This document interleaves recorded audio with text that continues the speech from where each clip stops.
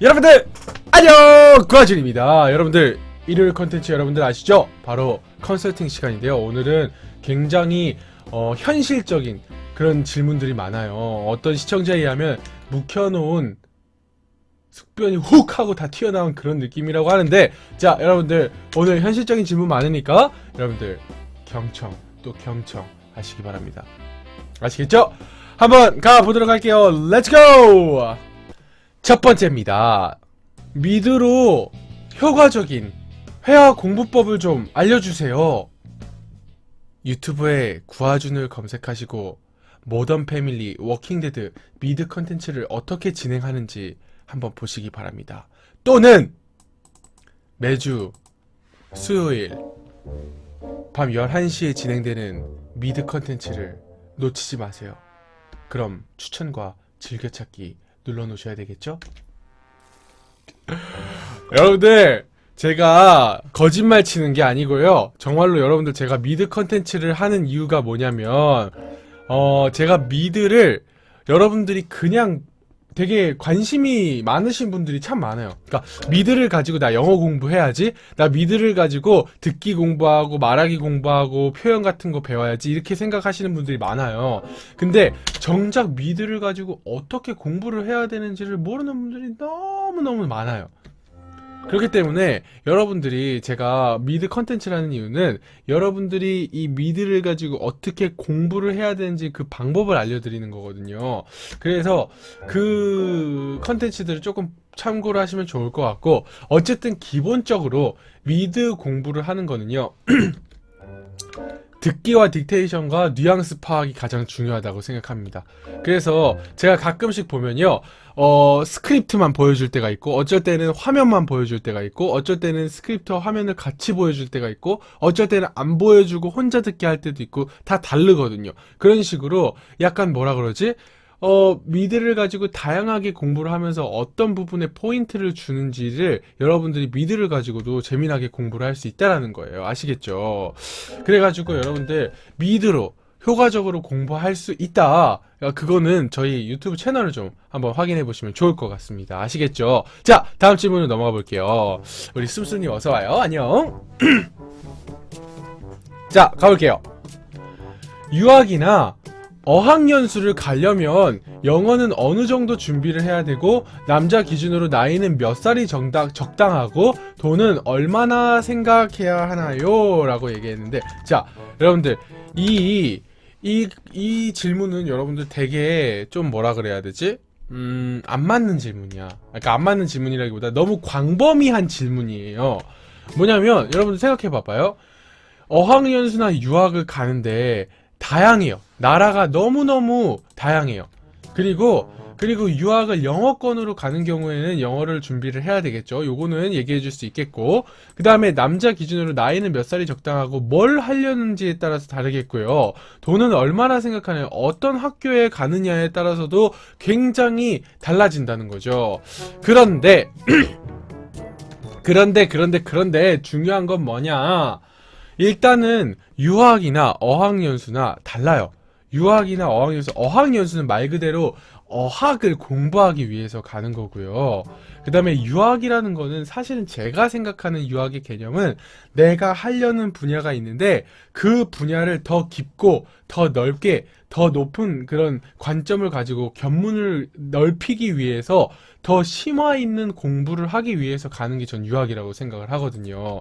그래서 그 관점으로 봤을 때 유학과 어학연수의 준비 과정은 좀 다를 수 있다. 그래서 어쨌든 간에 영어를 어느 정도 준비를 해야 하느냐, 일단 여러분들 어학의 가장 기본이 뭐라고 생각하세요? 여러분들이 생각할 때 어학의 기본은 뭐라고 생각하십니까? 우리 지금 영어 컨텐츠가 아니라서 너무 다행이라고 생각하시는 우리 씀씀님이 한번 대답을 해볼까요? 자, 어학의 기준이 뭐라고 생각하십니까? 뉘앙스, 바디 랭귀지 다 나왔어요. 자, 근데 제가 생각할 때는 가장 기본 골자가 되는 건 뭐냐면 저는 단어와 어휘라고 생각해요. 일단은 여러분들 어떠한 거를 어학을 공부를 할래도요, 여러분들 단어와 어휘가 없으면은 아무리 내가 얘기를 하고 싶어도 표현을 할 방법이 없어요. 그렇기 때문에 어휘랑 단어 외우는 이 표현력을 증가시키기 위한 무기가 어휘라고 전 생각하는데, 이 어휘는 그냥 무조건 외워야 돼요. 그래서 굉장히 한국에서 나가기 전까지는 어휘랑 이런 한국의 빡센 스타일의 공부법이 필요가 있어요. 하지만 그렇게 무기를 장착해 놓고 나서는 이제 해외에 나가선 여러분들 뭘 해야 되느냐, 해외에 나가서는 그렇게 공부하면 안 돼요. 그 단어들을 가지고 계속 적용시키는 훈련을 해야 돼요. 그래서 맞건 틀리건 문법이 맞건 안 맞건 상관없이 계속 적용하는 훈련들을 해야 되는 거죠. 그래서 영어를 뭘 준비를 해야 되냐고 하면 저는 어휘와 그 다음에 단어들, 그 다음에 문장 표현들을 마구마구 외워놓으라고 얘기를 해드리고 싶어요. 네. 그 외에는 거기 가서 준비해도 늦지 않다라는 거. 그리고 돈은 얼마를 생각해야 하나요? 그랬는데, 돈 같은 경우에는 여러분들 내가 어떤 프로그램으로 어떻게 가느냐에 따라도 굉장히 달라요.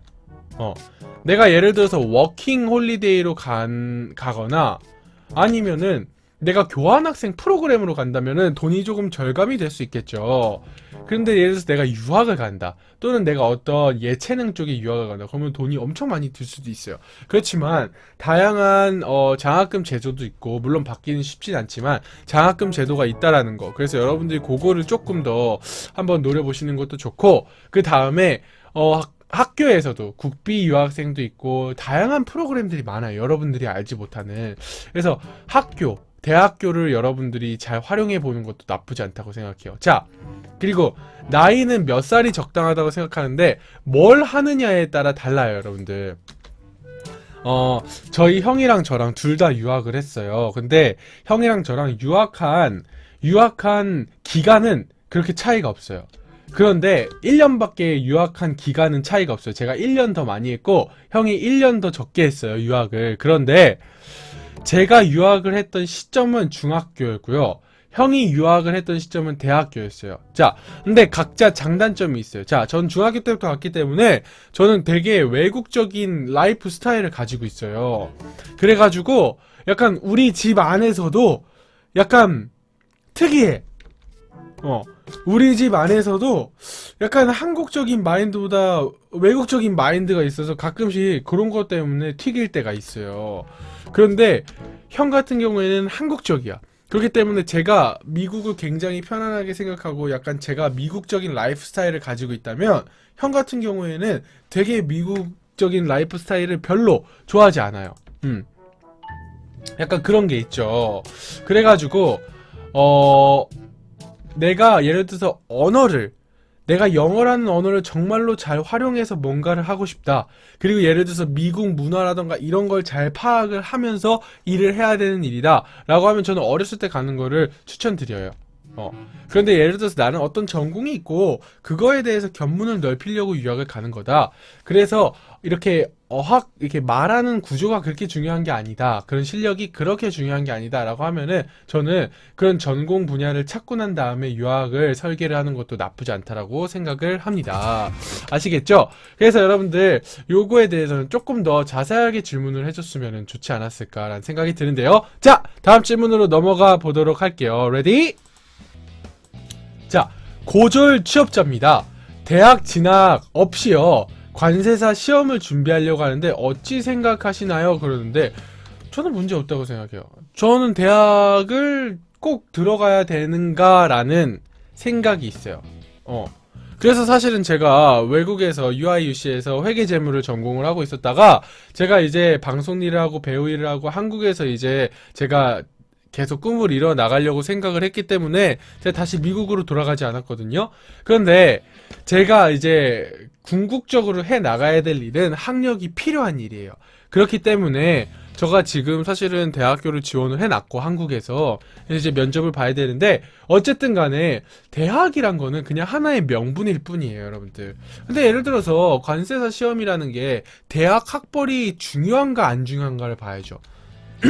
자, 제가 맨날 우리 중딩이 고딩이들한테 해주는 얘기가 있어요. 그 얘기가 뭐냐면, 스티브 잡스, 빌 게이츠 이런 사람들이 다 중퇴를 했어요. 그래서 대학 그렇게 필요 없다 이렇게 얘기하고 취업하고 그 다음에 창업하면 된다 이렇게 얘기하는 친구들이 되게 많아요.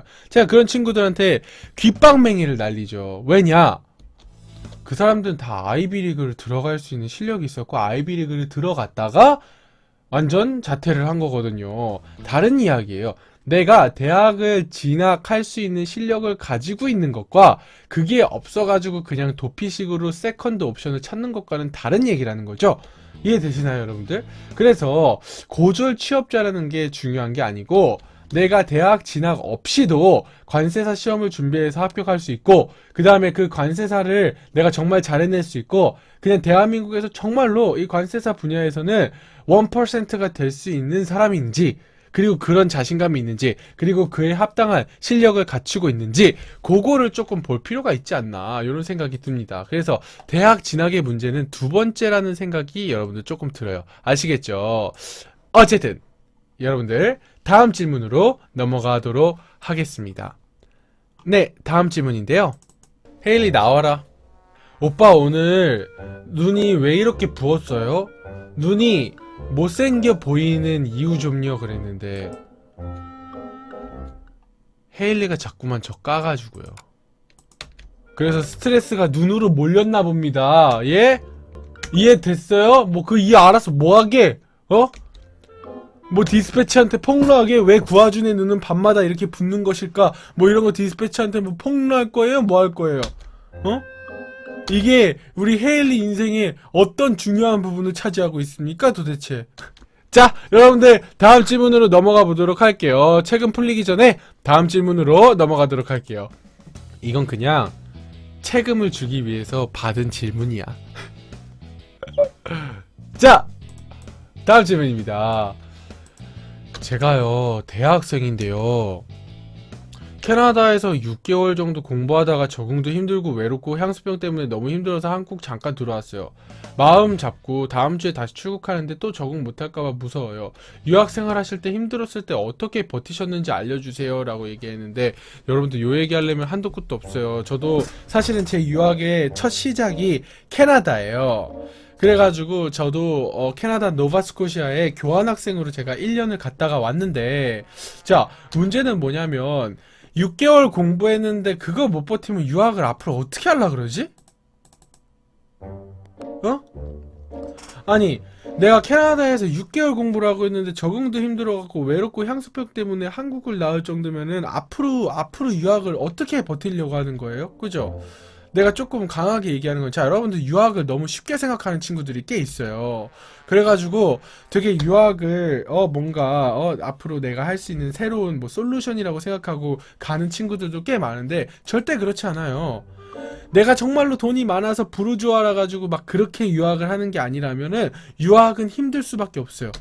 내 가족들, 내 고향, 그 다음에 내가 있는 삶의 터전을 다 빼놓고, 그리고 옆으로 가는 거 그거 얼마나 힘든 일이야. 그래야 안 그래요? 그죠? 그래서 일단은 마음을 조금 더 먹어야 된다. 그리고 두 번째는 유학이 맞는지도 봐야 돼요. 모두가 다 유학을 간다고 해서 유학을 가는 거는 난 아니라고 생각해. 그래서 내가 유학이 정말로 맞는가, 그리고 내가 앞으로 해야 될 일에 있어서 유학이 필요한가도 볼 필요가 있어요. 자, 그런데 제가 유학 컨설팅을 유학원에서 이렇게 컨설팅을 하다 보면은 무슨 얘기를 많이 듣냐면 한국에서 못할 것 같으니까 외국에 가는 친구들이 있어요. 물론 한국에서 못할 것 같으니까 외국에 가서 잘 맞는 친구들도 있어요. 그렇지만 한국에서 잘 못하는 애들이 외국 가서 잘한다는 보장 역시도 없다라는 거예요. 이해되죠? 그래서 일단 유학 생활할 때 저는 어떻게 버텼냐고 물어봤죠. 그냥 버텼어요. 왜냐면 저는 인종차별주의자 홈스테이도 만났고 그 다음에 다양한 일들이 있었는데 내가 할 수 있는 게 없었어. 그리고 그 다음에 저희 어머니 아버지가 도와줄 수 있는 부분이 없었어요. 그래가지고 내가 버텨낼 수밖에 없었어. 그런데 다시 제가 캐나다 때로 돌아가라고 하면은 돌아가겠냐? 안 돌아갑니다. 다시 제가 캐나다 때로 돌아가면 너무 힘들었어. 정말로 트라우마가 될 정도로 힘들었어요. 그렇지만 그것들이 저의 모든 것을 바꿔놨어요.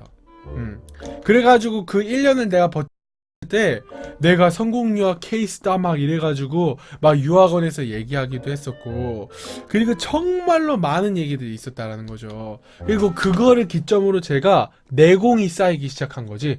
내가 싫은 사람이랑도 같이 잘 버틸 수 있는 능력이 생겨났고, 그 다음에 정말로 다양한, 정말로 내가 언어 같은 것도 내가 버텨내야 되니까, 그 상황 속에서 살아남아야 되니까 정말로 생존적으로 제가 영어를 배웠거든요. 그래서 같이 유학을 시작한 애들에 비해서 진짜 영어가 확 이렇게 점프했어.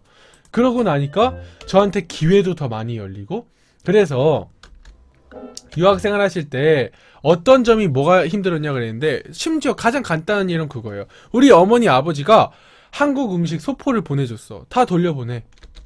그리고 우리 어머니 아버지한테 대놓고 얘가 왜 캐나다 왔는데 왜 한국 음식을 먹습니까? 보내지 마세요. 이렇게 얘기를 하고, 스파게티가 엄청 뜨겁잖아. 근데 호로록 이국주는 거기 가면 아주 죽을지도 몰라.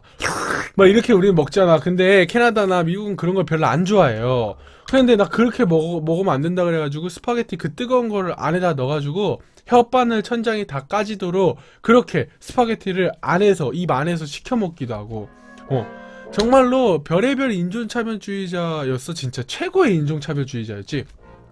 근데 내가 그 홈스테이 가족을 바꾸려고 했는데, 문제는 뭐냐, 바꾸려는데 그 홈스테이 가족이 코디네이터가 돼버렸어. 그러니까 내가 홈스테이를 바꾸려면은 코디네이터가 필요한데요, 그 코디네이터가, 그 지역 코디네이터가 우리 홈스테이 가족이 된 거야. 그러면 이제 내가 홈스테이를 바꾸려면 너 싫으니까 딴 사람으로 구해줘, 이런 얘기를 해야 되는 상황이 생기는 거죠. 자, 이런 상황에서 나는 더 이상 뺄 곳도 없고 솔루션도 없었어. 버틸 수밖에 없는 거예요. 그런데 여러분들 그냥 억지로 버티면은 여러분들 너무 힘들어요. 그래서 우리 밍무르기 같은 경우에도 무섭고 적응 못할까봐 이렇게 생각해. 그렇게 생각하지 마. 그렇게 생각하지 말고, 버틴다 하지 말고, 요 상황 속에서 내가 배워내야 될 게 뭔지에 포커스를 맞출 필요는 있다. 아시겠죠? 거기에 포커스를 맞춰야 외롭고 향수병이 덜 걸려. 자, 외롭고 향수병이 걸린다는 얘기는 내가 덜 바쁘단 얘기예요. 덜 바쁘단 얘기예요. 내가 여기서 뭘 찾아내야 되고, 그 다음에 무르기 같은 경우에는 조금 뭐라 그럴까, 조금 수줍은 것 같은 느낌이 있어요. 근데 한국이랑은 달라요. 자, 한국과 외국의 차이점이 뭐냐, 외국은 조금 오버를 해야 되는 나라야. 한국에서는 조금 오버하면 저 새끼 왜 이렇게 오버하고 난리야 막 이렇게 얘기를 한단 말이죠. 근데 미국에서는 오히려 겸손이 다 안 좋아요. 그래가지고 캐나다 가가지고 오버해도 돼. 내가 춤을 못 췄지만 나 댄스 파티에서 진짜 구아준 장난 아니었어. 왠 줄 알아? 중2 때. 그냥 나는 홈스테이가 싫었던 거야. 그래서 나는 그냥 학교에서 놀고 싶었던 거야. 그래서 나는 최대한 학교에서 어떻게 하면 놀 수 있을지를 연구했던 사람이에요. 집에 들어가기 전에. 왜? 집에 들어가면 지옥이 시작되니까. 그래가지고 그냥 있는 대로 논 거야. 들이대고. 그런데 결국에는 그게 엄청나게 도움이 많이 됐다라는 거지. 그래서 우리 무르기가 내가 낯도 많이 가리는 성격이다, 그리고 내가 수줍은 성격이다, 그거에 매여 있으면은 절대로 못해요. 그러니까 요번에 캐나다에 돌아가서는 우리 해해준 TV의 이 에너지를 가지고 가서 정말로 친구들이랑도 사귀고, 모르는 친구들한테 야 이게 뭐야 저게 뭐야 물어봐요. 또라이 취급 절대 안 합니다. 알겠죠? 그래서 무조건 들이대겠다. 선생님한테도 무조건 들이대겠다. 그리고 친구들이 뭐 하자 그래, 그러면 적극적으로 해. 마약, 그 다음에 술, 그 다음에 법적으로 해서 안 되는 거 빼고는 적극적으로 참여하라는 거예요. 알겠죠? 뭐 학교에서 무슨 이벤트를 하는데 이벤트 기획자들이 필요하다, 들어가! 내가 이벤트 기획을 어떻게 해야 되는지 몰라도 상관없어요. 왜냐? 걔네도 못해! 한국 사람들이 진짜 똑똑해, 여러분들. 그걸 알아야 돼. 외국 애들 지네도 못해. 근데 되게 지네가 잘하는 줄 알아. 그게 문제예요. 걔네는 너무 자신감이 넘쳐 흘러서 문제야. 걔네는 조금 이 동양적인 겸손이 필요한 사람들이에요. 그런데 한국 사람들은 진짜 걔네들보다 훨씬 뛰어난데도 불구하고 너무 겸손해. 그래서 가도 웬만큼 평타 칠 수 있다라는 거예요. 그러니까 내가 기획을 어떻게 해야 될지 몰라. 그냥 들어가, 배워. 우리 무르기가 전 혼자 책상에 앉아서 공부하고 산책하고 그런 거 좋아해요 라고 했는데, 봐봐, 이런 거를 nerd라고 얘기하는 거야. 자, 여러분들 표현을 하나 알려드릴게요. nerd. 아이고 미안. nerd.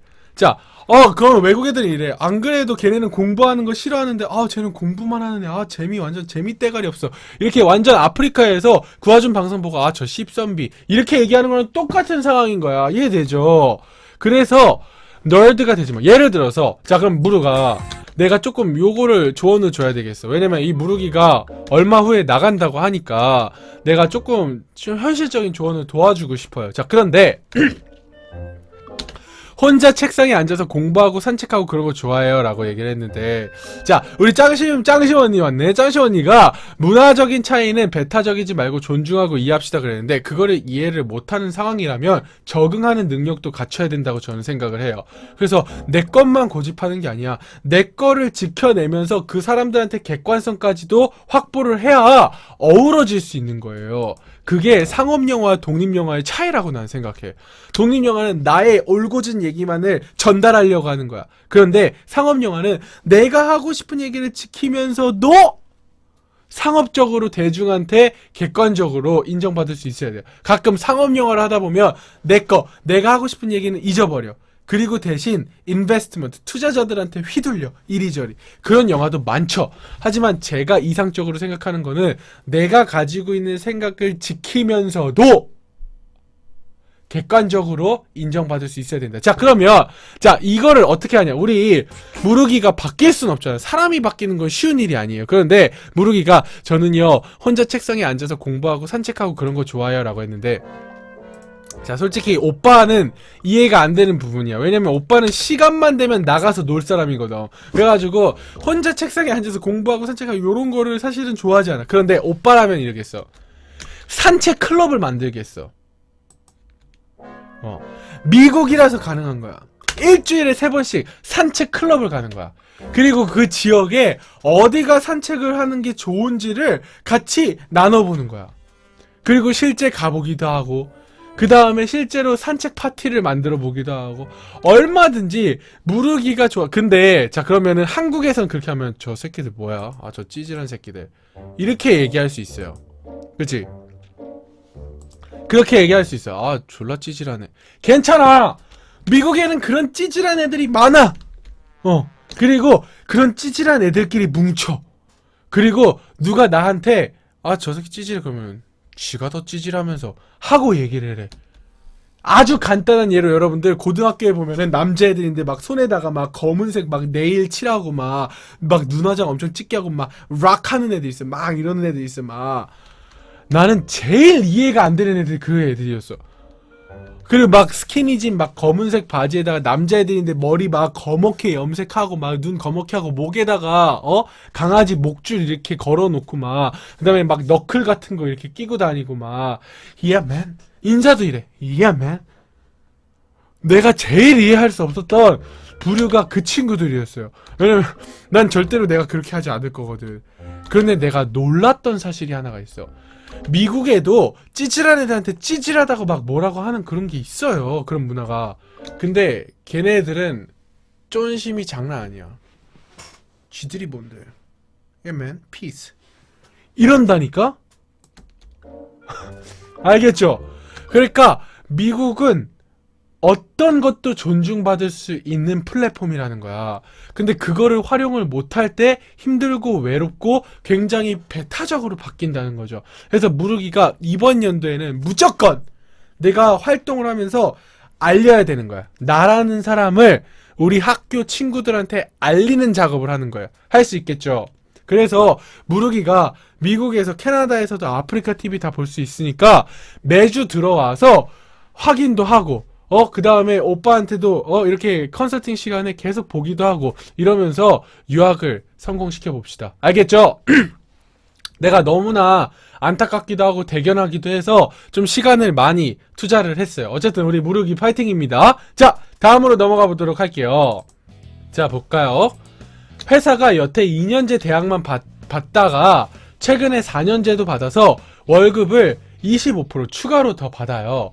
같은 팀 형은요, 회사를 그만두는 한이 있더라도 4년제를 졸업하려고 하는데, 저는 안정적인 게 약간 좋다고 생각하는데, 어떻게, 저도 좀 더 나은 급여를 위해서 노력해야 될까요? 라고 얘기했는데, 제가 이 질문을 제대로 이해했는지 한번 확인해 주세요. 4년제가 월급의 25%를 추가로 더 받는다는 거죠. 같은 일을 하는데, 그래서 이제 아는 형은 4년제 대학을 다시 졸업을 한다는 거고, 저는 안정적인 게 좋아가지고 그냥 있어도 될 것 같다는 생각이 드는데, 좀 더 나은 급여를 위해서 노력해도 되냐? 요거 지금 물어보는, 유은이 질문이야?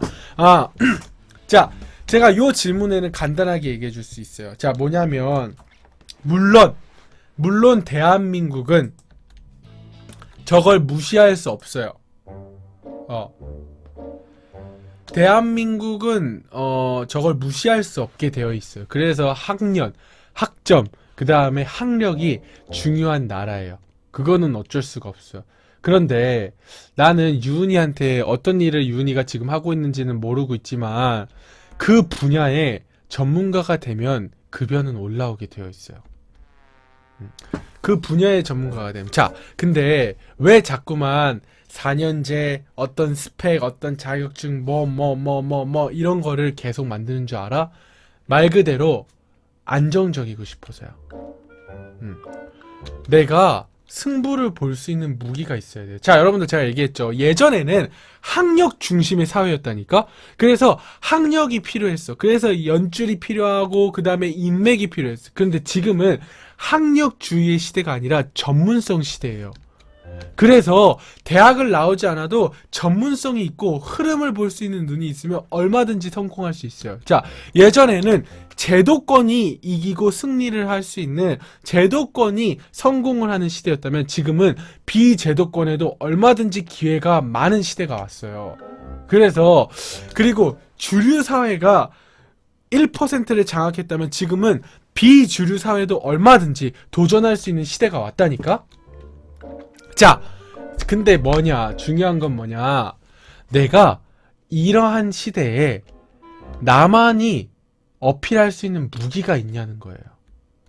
근데 내가 사실은 실제적으로 고민을 여러분들한테, 아직 우린 젊으니까 좀 했으면 좋겠는 게 뭐냐면, 나만의 무기, 나만이 할 수 있고 내가 가슴 뛰게 할 수 있고 내가 인생을 걸고 도전할 수 있는 게 뭔가를 확인해야 돼. 고민해야 돼. 찾아내야 돼, 여러분들. 우리 어차피 한번 살고 가는 인생이에요, 여러분들. 내가 나중에 스티브 잡스 얘기를 가지고 여러분들이랑 이제 영어 컨텐츠를 하나 진행을 할 건데, 스티브 잡스도 인생이 헛되대. 왜? 병들고 나서 갈 때 되니까 내가 일어났던 게 아무런 쓰잘데기가 없는 거예요. 그래가지고 여러분들, 제가 꼭 우리 젊은 친구들한테 얘기해주고 싶은 건 뭐냐면, 자, 제발 부탁이니까 내가 가슴 뛰면서 할 수 있는 게 뭔지를 찾아내라는 거야. 자, 근데 여기서 오류를 하나를 범하죠.